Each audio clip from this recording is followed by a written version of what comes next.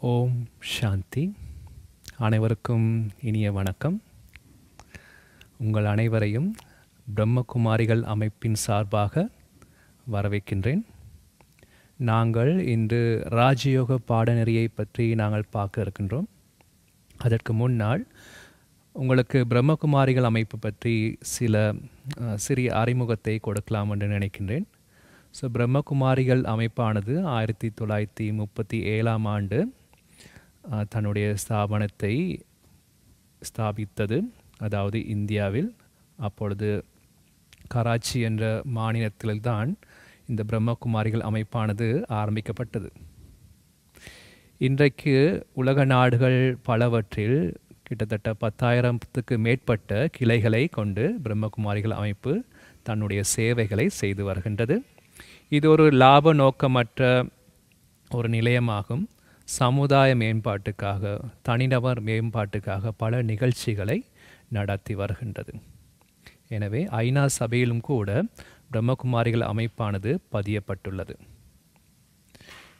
இவ்வழியில் பிரம்மகுமாரிகள் அமைப்பானது ராஜயோக பாடநெறி, அதாவது ஆக்கப்பூர்வமான சிந்தனை என்று அழைக்கப்படுகின்ற பாசிட்டிவ் திங்கிங் என்று பல தனிநபர் மற்றும் சமுதாயத்தை மேம்படுத்துவதற்காக, நற்குணங்களை வளர்த்து கொள்வதற்காக பல நிகழ்ச்சி திட்டங்களை தந்து வருகின்றது.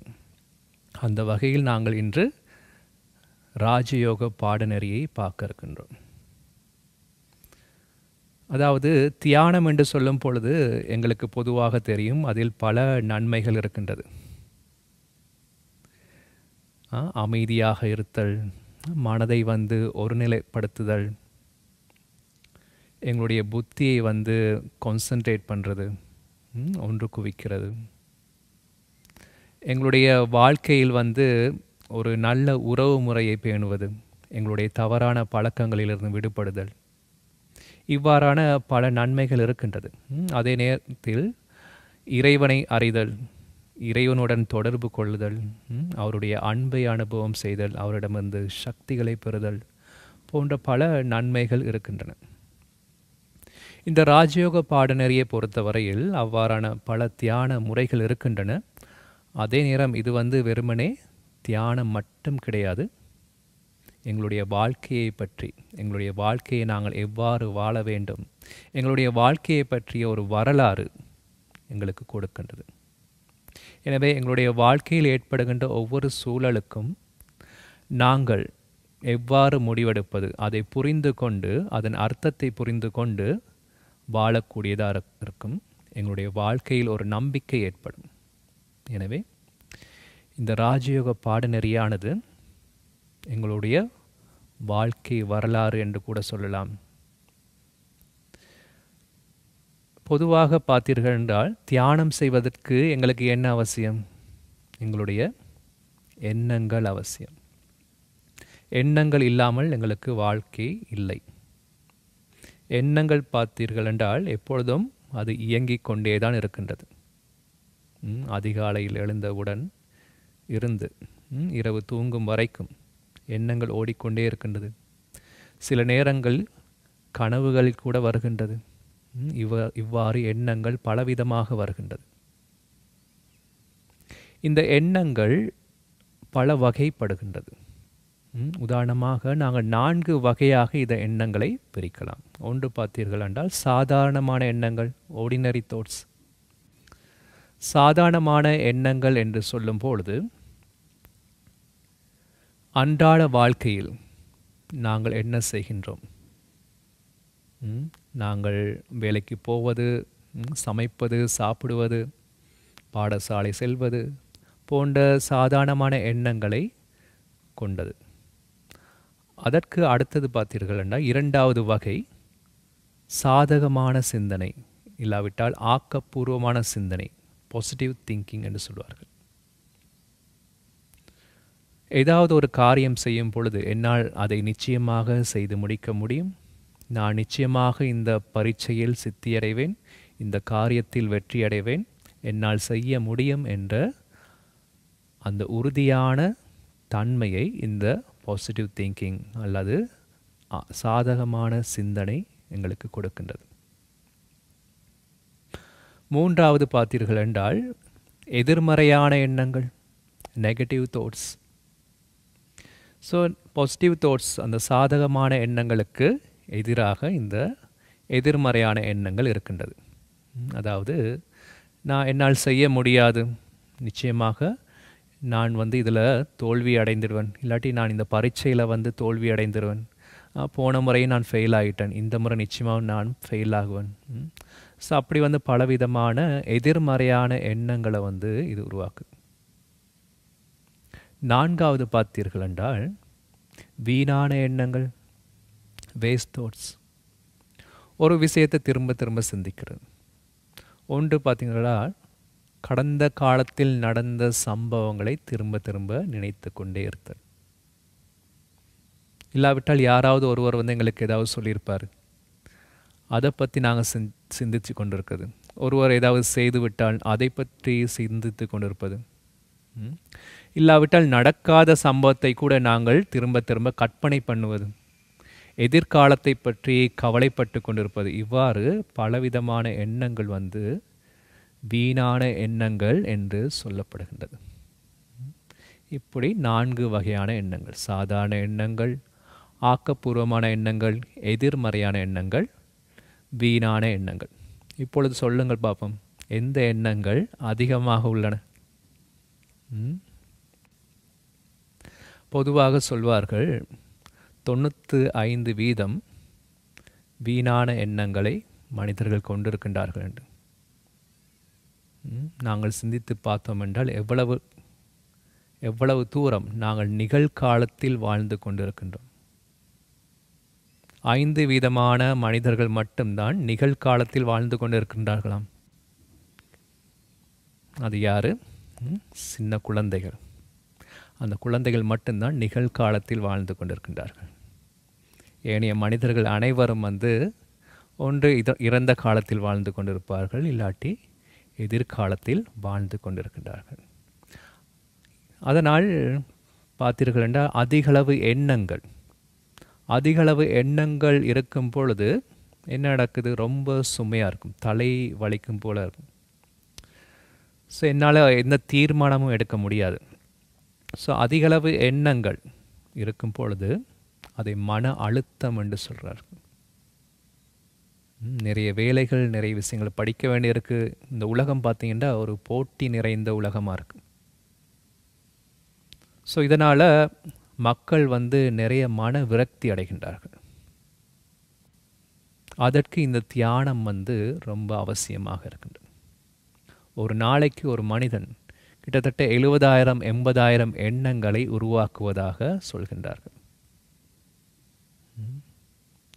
அதில் எத்தனை சாதாரண எண்ணங்கள், ஆக்கப்பூர்வமான எண்ணங்கள்?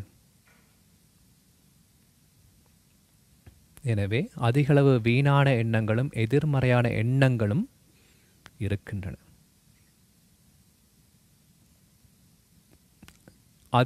எதிர்மறையான எண்ணங்கள், வீணான எண்ணங்கள் இருக்கும் பொழுது அப்பொழுது எங்களுடைய சக்தி விரயமாகின்றது.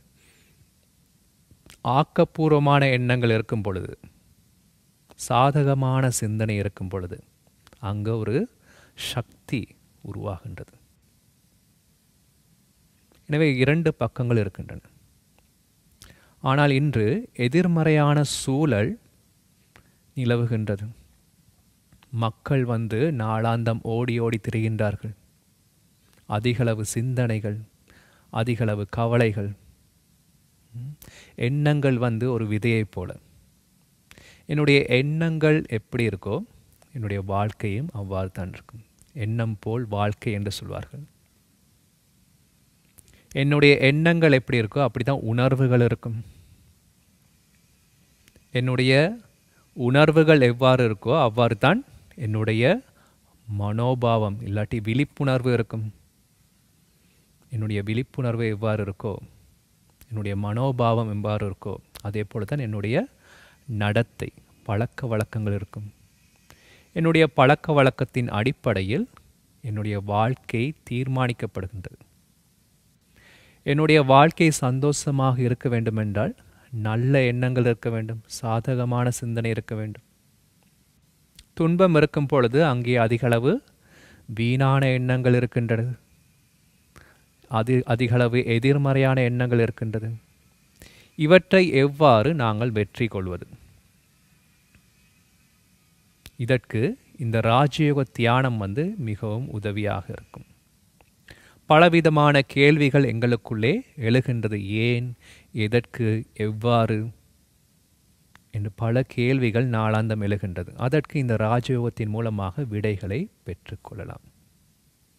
எனவே இந்த தியானத்தின் மூலமாக எங்களுடைய வீணான எண்ணங்கள், எதிர்மறையான எண்ணங்களை குறைத்து சாதகமான சிந்தனைகளை வளர்த்து கொள்ளலாம். சாதகமான சிந்தனைகளை வளர்த்து கொள்ளும் பொழுது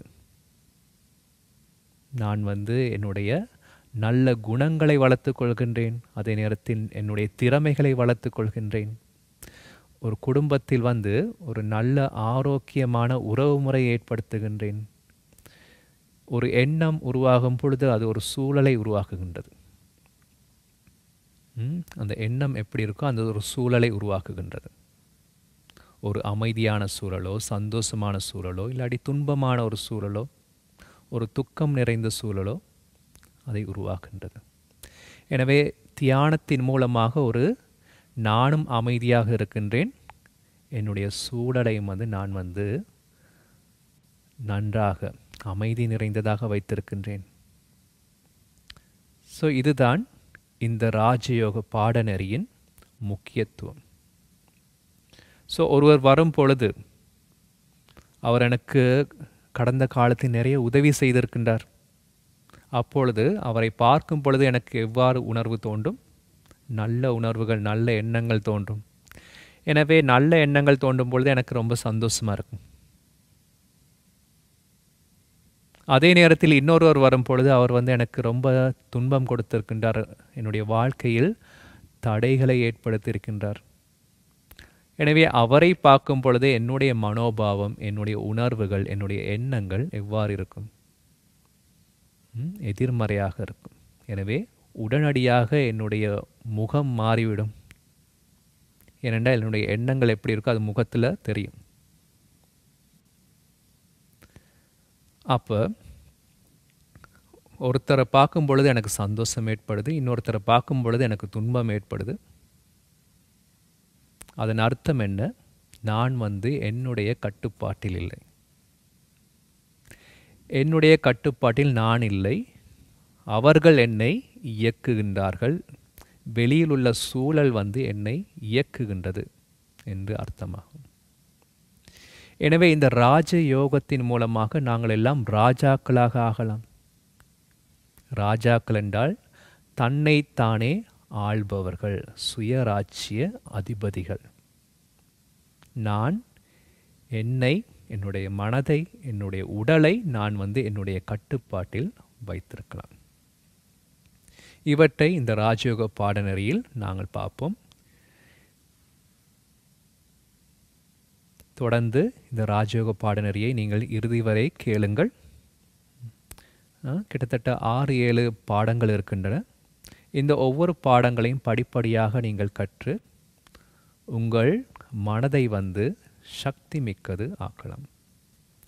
ஸோ மனம் என்று சொல்லும் பொழுது அதில் எண்ணங்கள் தொடர்ச்சியாக உருவாகி கொண்டே இருக்கு.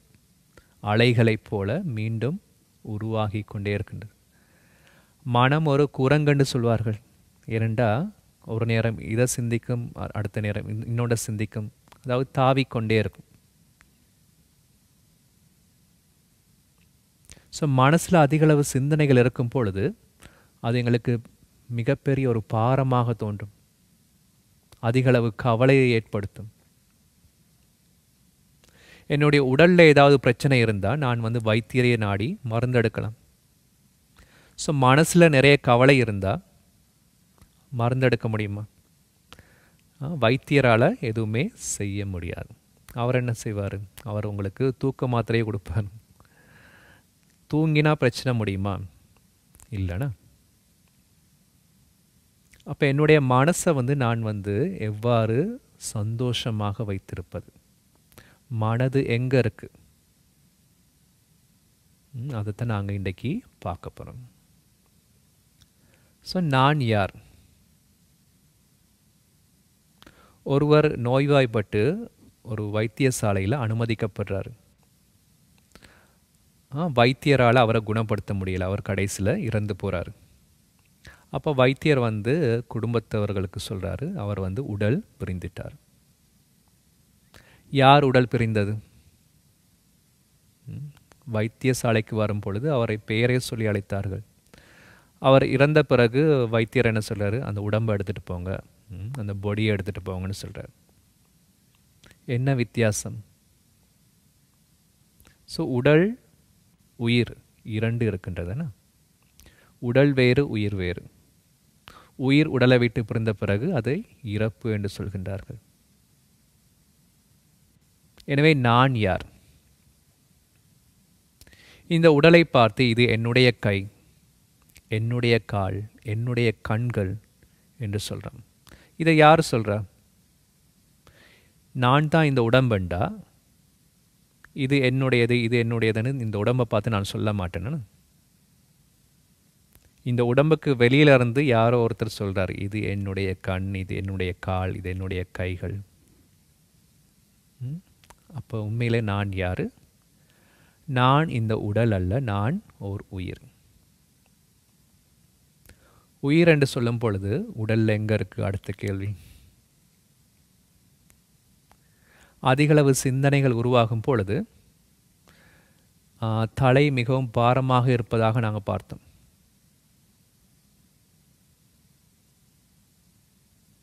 அதே நேரத்தில் பார்த்திங்கன்னா இந்துக்கள் வந்து ஆலயங்களுக்கு செல்லும் பொழுது நெற்றியில் பொட்டு வைப்பது வழக்கம். ஏன் நெற்றியில் பொட்டு வைக்கின்றார்கள்? உண்மையில் ஆத்மா அங்கேதான் இருக்கின்றது, அதன் அர்த்தமாகத்தான் அது செய்யப்படுகின்றது. கிறிஸ்தவர்கள் கூட ஆலயங்களில் நெற்றியில் வந்து சிலுவை வரைவார்கள்.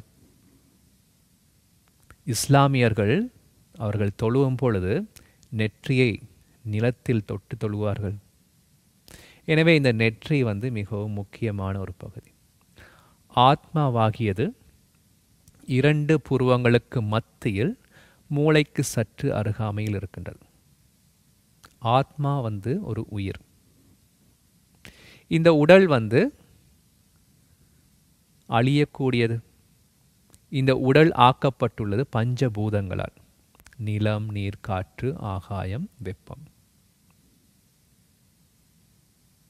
இந்த உடல் வந்து அழியக்கூடியது என்பதால், பஞ்சபூதங்களால் உருவாக்கப்பட்டது என்பதால் எங்களுக்கு தெரியும் அது இறந்த பிறகு மண்ணோடு மண்ணாக போகின்றது என்று சொல்வார்கள். எனவே நான் வேறு, இந்த உடல் வேறு என்பதை நாங்கள் புரிந்து கொள்ள வேண்டும். உதாரணமாக, ஒரு வாகனம் நிறுத்தப்பட்டுள்ளது.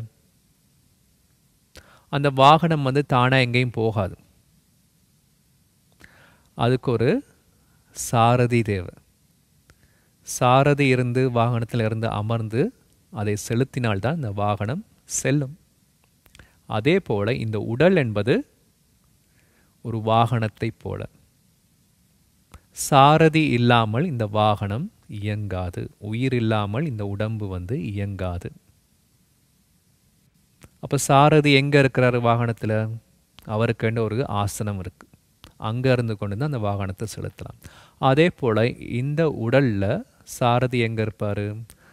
நெற்றியின் இரு பூர்வங்களுக்கு மத்தியில் இருந்து கொண்டு இந்த வாகனத்தை செலுத்துகின்றார். எனவே நான் ஆத்மா இந்த உடலை இயக்குகின்றேன். இந்த கண்கள் மூலமாக பார்க்கின்றேன். ஆத்மா இங்கே அமர்ந்திருந்து இந்த கண்கள் மூலமாக பார்க்கின்றேன். இந்த கண்கள் வந்து ஒரு ஜன்னலை போல. காதுகள் மூலமாக கேட்கின்றேன். கரங்களால் காரியங்களை செய்கின்றேன். எனவே இந்த உடல் ஒரு வாகனம், நான் ஒரு சாரதி என்பதை நான் வந்து புரிந்து கொள்ள வேண்டும். அடுத்தது, ஆரம்பத்தில் நான் கேட்டேன், மனசு எங்கே இருக்குண்டு? மனசை சாதாரண கண்களால் பார்க்க முடியுமா? என்னுடைய இதயம் இங்கே இருக்குது, காது இங்கே இருக்குன்னு நாங்கள் சொல்லுவோம். மனசு எங்கே இருக்குன்னு சொல்ல முடியாது, இதை காட்டி சொல்ல முடியாது. ஒரு ஆத்மாவை சாதாரண கண்களால் பார்க்க முடியாது. ஒருவர் உடல் பிரிந்து போகும் பொழுது அவரை பார்க்க முடியாது. அந்த உயிர் உடல் பிரிந்து போவதை பார்க்க முடியாது. உடல் அவ்வாறு தான் இருக்கின்றது. அந்த உடலுக்கு நீங்கள் என்னதான் செய்தாலும் அங்கே அந்த உடல் வந்து எதுவுமே செய்ய போகிறதில்ல. அந்த உயிர் வந்து உடலில் இருக்கும் பொழுது நீங்கள் சின்ன ஒரு பின்னால் ஊசியால் குத்தினா கூட ரொம்ப அவர் வந்து சத்தம் போடுவார். ஆனால் உடலை விட்டு அந்த ஆத்மா பிரிந்த பிறகு அவரை என்ன செய்தாலும் அவர் வந்து சத்தம் போட போகிறது கிடையாது. ஏனென்றால் அங்கே உயிர் இல்லை. எனவே உடலில் ஏற்படுகின்ற எல்லா விஷயங்களையும் அனுபவம் செய்வது என்பது உடல் அல்ல, ஆத்மாவாகிய உயிர்.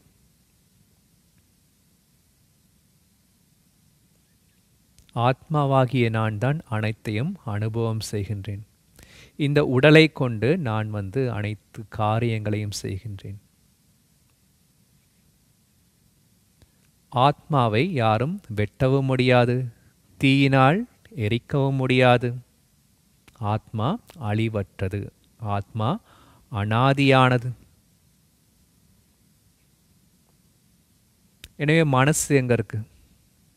அதை பற்றி நாங்கள் பார்ப்போம். ஆத்மாவுக்குள்ள 3 பாகங்கள் இருக்கு. அந்த சின்னஞ்சிறிய ஆத்மாவுக்குள்ள 3 பாகங்கள் இருக்கு. ஒன்று வந்து மனம், 2வது புத்தி, 3வது எங்களுடைய பழக்க வழக்கங்கள். அதை உதாரணமாக இந்த படத்தில் நீங்கள் பார்க்கலாம். ஆத்மாவாகியவர் இரு புருவங்களுக்கு மத்தியில் இருக்கின்றார். அவருடைய ரூபம் வந்து ஒரு சின்னஞ்சிறிய நட்சத்திரம். சாதாரண கண்களால் பார்க்க முடியாது. அந்த உடலில் வந்து அவர் அமர்ந்திருக்கிறார். உடலில் அமர்ந்திருந்து மூளையின் மூலமாக இந்த உடலை இயக்குகின்றார். முதலாவது பார்த்தீங்கன்னா ஆத்மாவுக்கு மனசு இருக்குது. முதலாவது பகுதி. மனசில் என்ன உருவாகுது? எண்ணங்கள் உருவாகுது, உணர்வுகள் உருவாகுது. இதெல்லாமே வந்து மனசில் உருவாகுது. பலவிதமான நாங்கள் எண்ணங்களை பற்றி பார்த்தோம். எண்ணங்கள் உருவாகும் பொழுது பிறகு என்ன, யார் டிசைட் பண்ணுறது, யார் செய்யணும் என்று தீர்மானிக்கிறது வந்து புத்தி. புத்திக்கு வந்து புரிந்துணர்வு இருக்கின்றது, பல கடந்த கால நினைவுகள் இருக்கின்றது, அனுபவங்கள், அதே நேரத்தில் தீர்மானங்களை எடுக்கக்கூடிய சக்தி இருக்கின்றது. எனவே மனம் வந்து பல எண்ணங்களை உருவாக்குகின்றது, புத்தி வந்து தீர்மானிக்கின்றது இதை செய்வோம் என்று. இவ்வாறு தீர்மானித்த பிறகு நான் வந்து காரியத்தில் ஈடுபடுறேன். காரியத்தில் ஈடுபடும் பொழுது அது வந்து எனக்குள்ள ரெக்கார்ட் ஆகுது. அதுதான் இந்த சப்கான்ஷியஸ் மைண்டுன்னு சொல்லுவாங்க. இல்லாட்டி என்னுடைய பழக்க வழக்கங்கள், என்னுடைய பழக்க வழக்கங்கள் எல்லாமே வந்து ஆத்மாவுக்குள்ள ரெக்கார்ட் ஆகுது. ஸோ இது வந்து ஒரு சுழற்சியாக இடம்பெறுகின்றது. மனசு எண்ணங்களை உருவாக்குகின்றது, புத்தி வந்து தீர்மானிக்கின்றது, பிறகு அது காரியத்தில் ஈடுபடும் பொழுது பழக்க வழக்கமாக ஆகின்றது. என்னுடைய கடந்த கால பழக்க வழக்கங்கள் அனுபவத்தின் அடிப்படையில் மீண்டும் வந்து அது எண்ணங்களாக உருவாகின்றது. இவ்வாறு இது வந்து சுழற்சியாக இடம்பெறுகின்றது. ஆத்மாவாகிய நான் பல நல்ல குணங்களை கொண்டிருக்கின்றேன். அன்பு, அமைதி, சந்தோஷம், தூய்மை, ஞானம், சக்திகள், இவை எல்லாமே வந்து என்னுடைய இயற்கையான குணங்கள். ஆனால் அந்த குணங்களை நான் இழப்பதற்கு காரணம் வந்து நான் அதை மறந்துட்டேன். நான் யார் என்பதை மறந்துட்டேன். இவ்வளவு காலம் நான் உண்மையில வந்து ஆத்மா, ஆனால் நான் இவ்வளவு காலமாக எப்படி நினைக்கிறேன், நான் வந்து இந்த சரீரம் என்ற ரீதியில் நாங்கள் என்ன சிந்திக்கிறோம்? சரீரம் என்று சொல்லும் பொழுது இவ்வளவு காலமாக நாங்கள் சரீரம் என்று நினைத்து வந்தோம். உங்களை யார் என்று கேட்டால் என்ன சொல்வீர்கள்? என்னுடைய பெயரை சொல்வேன், நான் இந்த இடத்திலிருந்து வந்திருக்கிறேன், நான் இந்த குடும்பத்திலிருந்து வந்திருக்கேன், நான் இந்த மொழியை பேசுபவன், நான் இந்த தர்மத்தை சேர்ந்தவன், நான் இந்த நாட்டை சேர்ந்தவன், நான் இன்ஜினியர், நான் டாக்டர், எனக்கு இந்த பதவி. இப்படி பல்வேறு விஷயங்களை நாங்கள் சொல்கிறோம். இதெல்லாமே எப்போ கிடைத்தது? இந்த உடல் வந்து கிடைத்த பிறகு தான் இதெல்லாமே உருவானது. இந்த உடல் கிடைத்த பிறகு, அதாவது ஆத்மாவாகிய நான் ஒரு தாயின் கற்பையில் பிரவேசித்து இந்த உடலை பெறுகின்றேன். நான் குழந்தையாக பிறந்த பிறகு எனக்கு ஒரு பெயர் வைக்கிறாங்க. பிறகு என்னுடைய தாய் தந்தை, என்னுடைய உறவினர்கள், நண்பர்கள், அவர்களை பார்க்குறேன். பிறகு நான் படிக்கிறேன், பிறகு தொழிலுக்கு போகிறேன். எனவே படிப்பு, அந்தஸ்து, இந்த மொழி, தர்மம் எல்லாமே உருவாக்கப்பட்டது நான் பிறந்த பிறகு, அதாவது இந்த உடலை எடுத்த பிறகுதான். ஆனால் உண்மையிலே நான் யார்? இதெல்லாமே கிடையாது. மொழி, தர்மம், இனம், நாடு, இது எல்லாத்துக்கும் அப்பாற்பட்டது ஆத்மா. ஆனால் இவ்வளவு காலமாக நான் என்ன நினைத்தேன்? என்ன நினைத்து வந்தேன்? நான் இன்னார், நான் இந்த மொழியை சேர்ந்தவன், நான் தமிழ், நான் முஸ்லீம், நான் இந்து, நான் வந்து என்ஜினியர், நான் டாக்டர், நான் இந்த ஜாதி, நான் அந்த ஜாதி, நான் இந்த நாட்டை சேர்ந்தவன் என்று பல, என்ன சொல்லலாம், இது வந்து லேபிள்ஸ். ஒரு பொருளை பார்த்திங்கன்னா பல லேபிள்ஸ் போட்டிருப்பான். அதே போல் நான் வந்து எனக்கு பல லேபிள்ஸ் போட்டு வந்தேன். அதனால் என்ன உருவாகுது? நான் வந்து சரீரம்னு நினைக்கிறேன். அதனால தான் பார்த்திங்கன்னா பயம் இருக்குது. எல்லாருக்கும் பயம். என்னுடைய பதவி போயிடும், என்னுடைய உறவினர்கள் இறக்கும் பொழுது நான் பயப்படுறேன், என்னுடைய உடலுக்கு ஏதாவது நடந்தால் பயப்படுறேன். சரீர உணர்வு இருக்கும் பொழுது அங்கே பயம் இருக்குது, ஏதாவது நான் தொலைச்சிடுவேன் என்று. அதனால் என்ன உருவாகுது? கோபம், காமம், அகங்காரம், பற்று, பேராசை. இதெல்லாமே வந்து சரீர உணர்வின் காரணமாக ஏற்படுது. ஆனால் ஆத்மா என்று சொல்லும் பொழுது அதண்ட குணங்கள் அன்பு, அமைதி, சந்தோஷம், ஆனந்தம், சக்திகள், இதெல்லாம் பார்த்தோம். அப்போ ஆத்மா என்ற உணர்வை மறந்து நான் சரீரம் என்று நினைத்ததால் எனக்குள்ள அந்த அன்பையும் அமைதியையும் சந்தோஷத்தையும் அனுபவம் செய்ய முடியாமல் போகுது. உதாரணம் பார்த்தீங்கன்னா, ஆரம்பத்தில் நாங்கள் பார்த்தோம், இந்த உடல் வந்து ஒரு வாகனம் என்று பார்த்தோம். இந்த வாகனத்தை செலுத்துகிற சாரதி வந்து நல்ல மதுபானம் அருந்தி குடி போதையில் ஓட்டுறார். எப்படி இருக்கும் டிரைவிங்? அவர் வந்து எங்கேயாவது போயிட்டு முட்டி ஆக்சிடெண்ட் ஆகும். அந்த விபத்து நடந்த பிறகு பார்த்தீங்கன்னா அந்த வாகனத்துக்கு சேதம், அந்த சாரதிக்கு சேதம், சுற்றி இருக்கிறவங்களுக்கும் சேதம் ஏற்படுது. அதே போல தான் நான் வந்து என்னுடைய சுயநிலையை மறந்து நான் சரீரம் என்று நினைத்து ஏற்படும் பொழுது எனக்குள்ள அகங்காரம் ஏற்படுது, கோபம் ஏற்படுது. கோபம் ஏற்படும் பொழுது என்ன நடக்குது? முதலாவது என்னுடைய மனசு பாதிக்கப்படுது. மனசு பாதிக்கப்பட்டால் என்னுடைய உடல் பாதிக்கப்படுது. ஏனென்றால் மனது பாதிக்கப்படும் பொழுது அதிக நோய்கள் உருவாகின்றது. இந்த உலகத்தில் பார்த்திங்கன்னா எத்தனையோ நோய்கள் இருக்குது. இந்த நோய்கள் எல்லாம் உருவாவதற்கான பிரதான காரணம் வந்து மனசுன்னு சொல்கிறாங்க. ஸோ அதனால தான் டாக்டர்ஸ் எல்லாம் என்ன சொல்கிறாங்க, நீங்கள் வந்து நல்லா தியானம் பண்ணுங்கள், ரொம்ப கவலைப்படாதீங்க, ரொம்ப அமைதியாக இருங்கன்னு சொல்கிறாங்க. எனவே கோபப்படும் பொழுது என்னுடைய மனசு பாதிக்கப்படுது, நோய்கள் ஏற்படுது, இந்த உடலுக்கு பாதிப்பு. அடுத்தது எனக்கு கவலை, ஆத்மாவாகிய எனக்கும் கவலை ஏற்படுது. ஏன்னா நான் கோபப்பட்டேன். அடுத்தது பார்த்திங்கன்னா நான் கோபப்படுறதால சுற்றி இருக்கவங்களுக்கு துன்பம். ஸோ இதே போல் தான் ஒரு வெஹிக்கிள் டேமேஜ் ஆகுது, சாரதிக்கு டேமேஜ், சுற்றி இருக்கவங்களுக்கும் டேமேஜ். அதே போல் தான் நானும் வந்து துன்பத்தை எடுக்கின்றேன், துன்பத்தை கொடுக்கின்றேன்.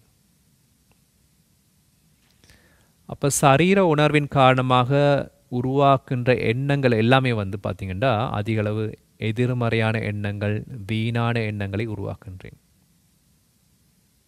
அப்போ புத்தி என்ன செய்யும்? தவறான தீர்மானங்கள் எடுக்கும். இல்லாவிட்டால் தீர்மானம் எடுக்க முடியாது. ஏனென்றால் ஒரு தவறான காரியம் செய்யும் பொழுது, எண்ணங்களை உருவாக்கும் பொழுது புத்தி சொல்லும் இதை செய்யாத. ஆனால் மனசு வந்து ரொம்ப ஸ்ட்ராங்காக இருக்குது. ஏனென்றால் அது சரீர உணர்வு. சரீர உணர்வு ரொம்ப சக்தியாக இருக்குது. எதிர்மறையான எண்ணங்கள் வந்து ரொம்ப சக்தி வாய்ந்ததாக இருக்குது. இப்போ மனசு சொல்லியும் கேட்கல, இந்த உடலால் நான் செஞ்சிட்டேன், இல்லாட்டி நான் பேசிட்டேன். அப்போ திரும்பவும் அந்த எண்ணங்கள் உருவாகும் பொழுது, தவறான எண்ணங்கள் உருவாகும் பொழுது புத்தி சொல்லுது இது செய்யக்கூடாதுண்டு. அப்படி 2 தடவை 3 தடவை புத்தி சொல்லும். ஆனால் பிறகு வந்து அந்த புத்தி சொல்லாது. அப்போ மனசு வந்து எங்களை கட்டுப்பாட்டில் வச்சிருக்கு. அதுதான் அதன் அர்த்தம். அதனால தான் மனம் போன போக்கில் நாங்கள் போகிறோம் என்று சொல்கிறோம்.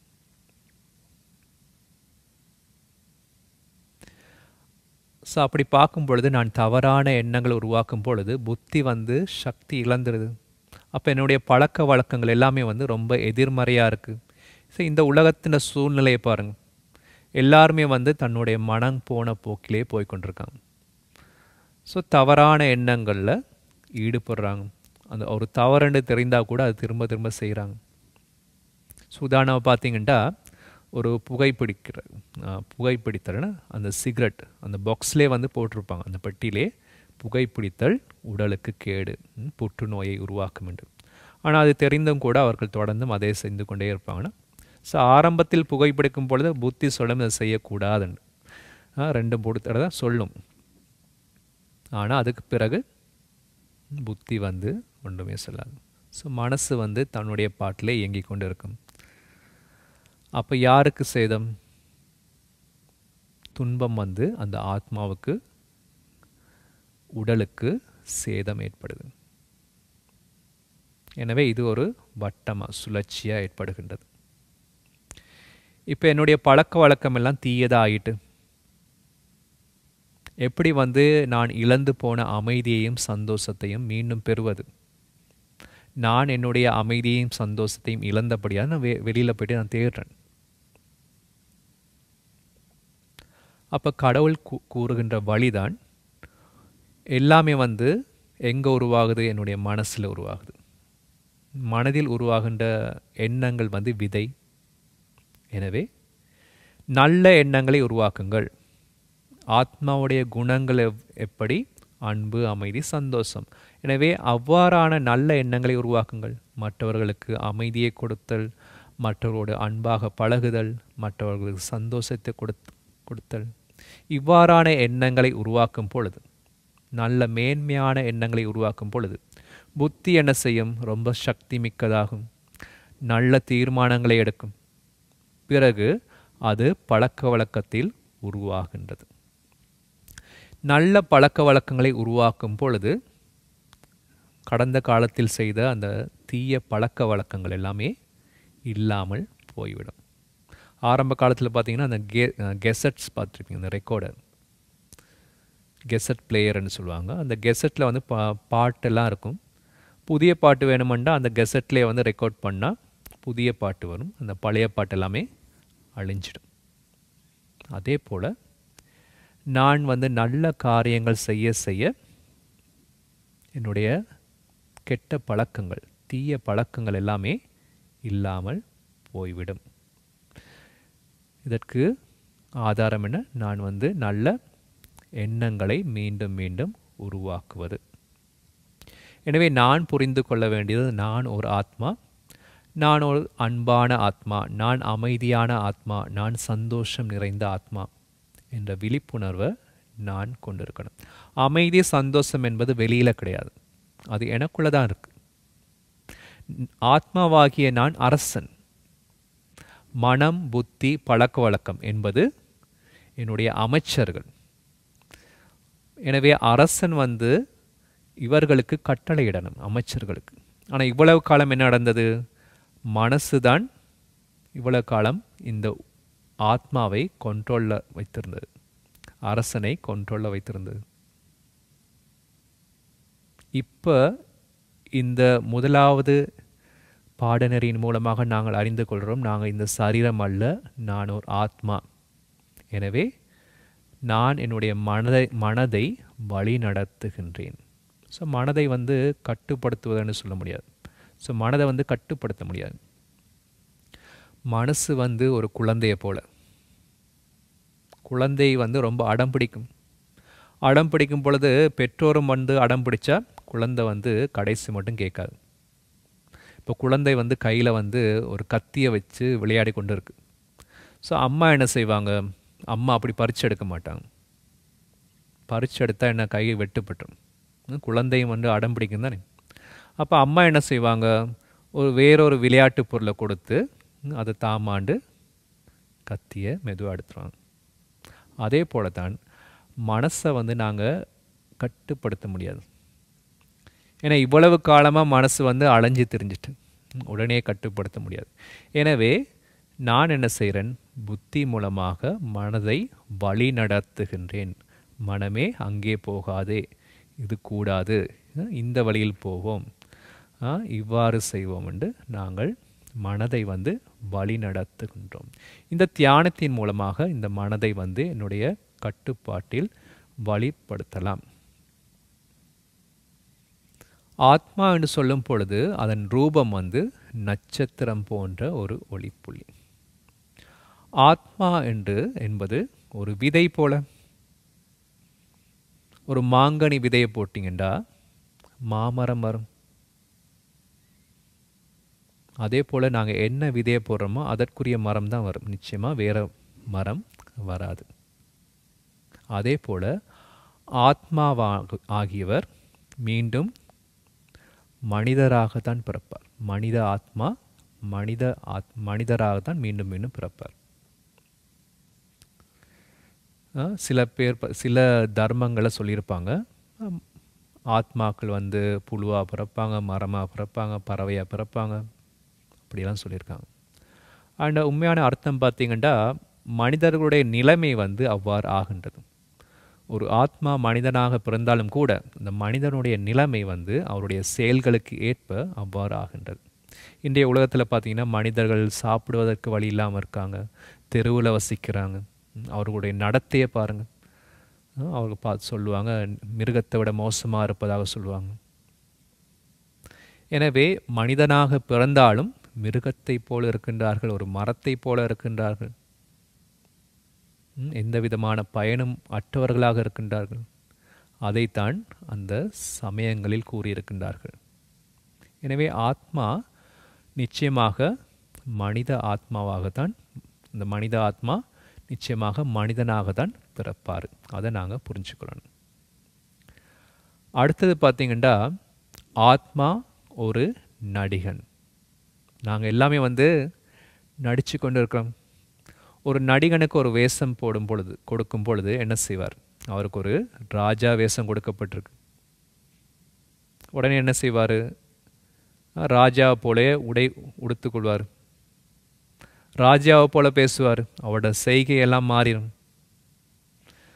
அப்போ அந்த பாகத்தை நடித்து முடித்த பிறகு அப்படியே வீட்டை போக மாட்டார். தன்னுடைய அந்த அரசருக்குரிய ஆடையை கழட்டி நார்மலாக தான் போவார். சாதாரணமாக பேசுவார். அவருக்கு இன்னும் ஒரு பாகம் கொடுக்கப்படும் பொழுது ஒரு டாக்டராக நடிக்கும்படி, அப்போ அவர் டாக்டரை போல ஆடை போட்டு டாக்டரை போல பேசுவார். அதே போல தான் ஆத்மாவாகிய நான் நடிகன். இந்த உடல் என்ற ஆடையை போட்டு நான் நடிக்க ஆரம்பிக்கின்றேன். அந்த பாகம் முடிந்த பிறகு இந்த உடலை விட்டுவிட்டு ஆத்மாவாகிய நான் சென்று இன்னும் ஒரு பாகத்தை நடிக்கின்றேன். தாயின் கற்பையில் அந்த உடல் உருவாகி இருக்கும் பொழுது நான் அந்த உடலில் பிரவேசித்து ஒரு குழந்தையாக பிறந்து நான் இன்னும் ஒரு பாகத்தை நடிக்க ஆரம்பிக்கின்றேன். எனவே ஆத்மாவாகியவர் ஒரு உடலை எடுக்கும் பொழுது அது பிறப்பென்றும், அந்த உடலை விட்டு செல்லும் பொழுது இறப்பென்றும் சொல்வார்கள். ஆத்மாவாகிய நான் ஓர் நடிகன். ஸோ இதெல்லாம் பார்த்திங்கன்னா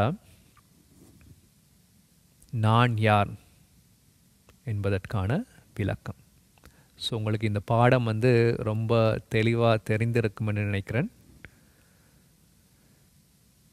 இதை வந்து நாங்கள் திரும்ப திரும்ப சிந்திச்சு பார்க்கணும். ஸோ உடனே வந்து மாற்றத்தை கொண்டு வர முடியாது. ஏண்டா ஆத்மா வந்து பல பிறவிகள் எடுத்திருக்கு. பல பிறவிகளில் வந்து நாங்கள் வந்து சரீர அவதானத்தில் இருந்து வந்துட்டோம். நான் வந்து இந்த சரீரம் என்று. இப்போ வந்து இந்த முதலாவது பாடத்தின் மூலமாக நான் யார் என்ற விழிப்புணர்வை நான் பெற்றிருக்கின்றேன். நான் ஓர் ஆத்மா. இதை தான் மூன்றாவது கண் என்று சொல்வார்கள். இந்த மூன்றாவது கண் மூலமாக நான் ஆத்மாவை உணரலாம். நான் இந்த உடலை இயக்குகின்றேன், நிச்சயமாக நான் அதை உணர்கின்றேன். நான் இந்த உடலில் இல்லாவிட்டால் இந்த உடல் இயங்காது, ஒரு சவத்தை போலாகிவிடும். அதை நாங்கள் புரிந்து கொள்ள வேண்டும். இதன் அடிப்படையில் நாங்கள் இன்று ஒரு தியானத்தை செய்வோம்.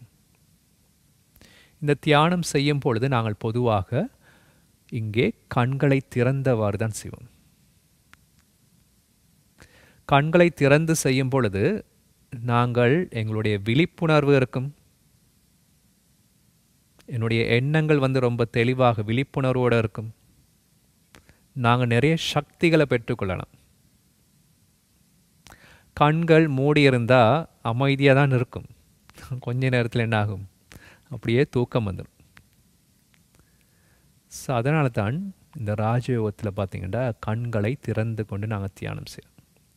இந்த ராஜயோகம் என்று சொல்லும் பொழுது நாங்கள் ஒரு இடத்துல அமர்ந்திருந்து தியானம் செய்யலாம், இல்லாட்டி காரியங்களை செய்து கொண்டே தியானம் செய்யலாம், நடந்து கொண்டு கூட தியானம் செய்யலாம். தியானம் என்று சொல்வது என்னுடைய விழிப்புணர்வை மீண்டும் கொண்டு வருவது. நான் யார், நான் எப்படிப்பட்ட ஆத்மா, என்னுடைய ரூபம் என்ன, இதை என்னுடைய விழிப்புணர்வில் கொண்டு வருவது தான் இந்த முதலாவது பாடத்தில் நாங்கள் பார்த்தது. அதை நாங்கள் இப்பொழுது பயிற்சி செய்து பார்ப்போம். நான் சில எண்ணங்களை உங்களுக்கு கொடுக்கின்றேன். இது தியான வர்ணனை என்று சொல்லப்படுகின்றது. அந்த எண்ணங்களின் அடிப்படையில் உங்கள் மனதை அதில் ஒன்று குவியுங்கள்.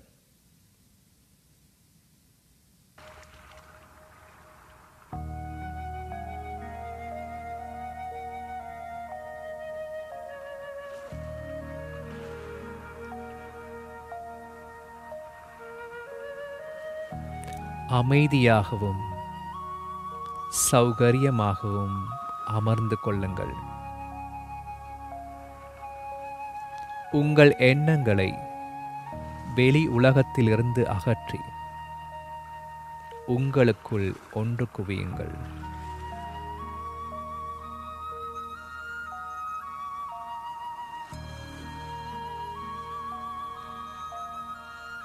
என்னுடைய முழு அவதானத்தையும் முழு எண்ணங்களையும் நெற்றியின் இரு புருவங்களுக்கு மத்தியில் ஒன்று குவிக்கின்றேன்.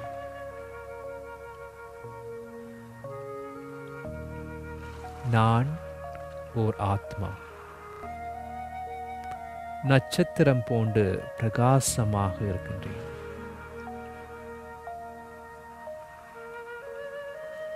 நெற்றியின் இரு புருவங்களுக்கு மத்தியில் மூளைக்கு சற்று அருகாமையில் இருக்கின்றேன்.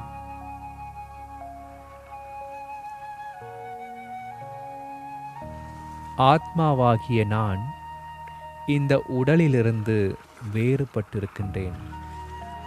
நான் வேறு, இந்த உடல் வேறு. ஆத்மாவாகிய நான் அழிவற்றவன். இந்த உடல் பஞ்சபூதங்களால் ஆக்கப்பட்டது, அழியக்கூடியது. ஆத்மாவாகிய நான் அழிவற்றவன், அனாதியானவன், ஓர் உயிர்.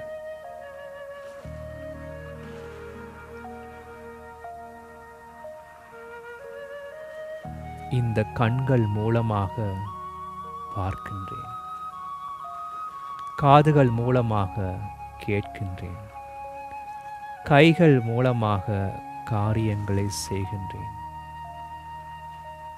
ஆத்மாவாகிய நான் சாரதி. இந்த உடல் என்னுடைய வாகனமாகும்.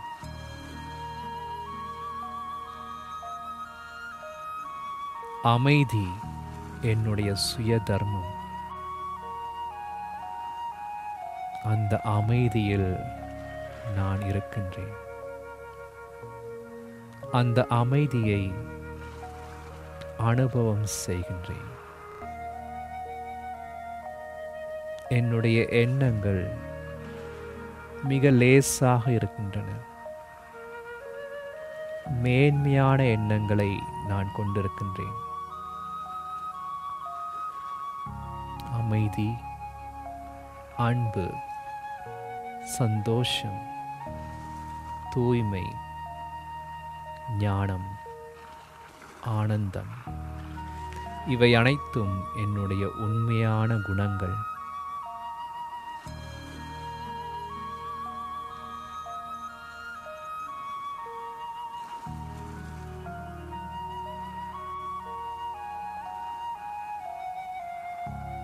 இந்த குணங்களை நான் அனுபவம் செய்கின்றேன். ஆத்மாவாகிய நான் அமைதியானவன், அன்பானவன். நானே அமைதி, நானே சந்தோஷம்.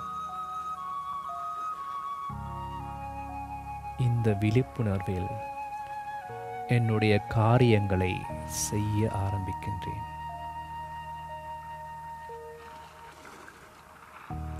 ஓம் சாந்தி.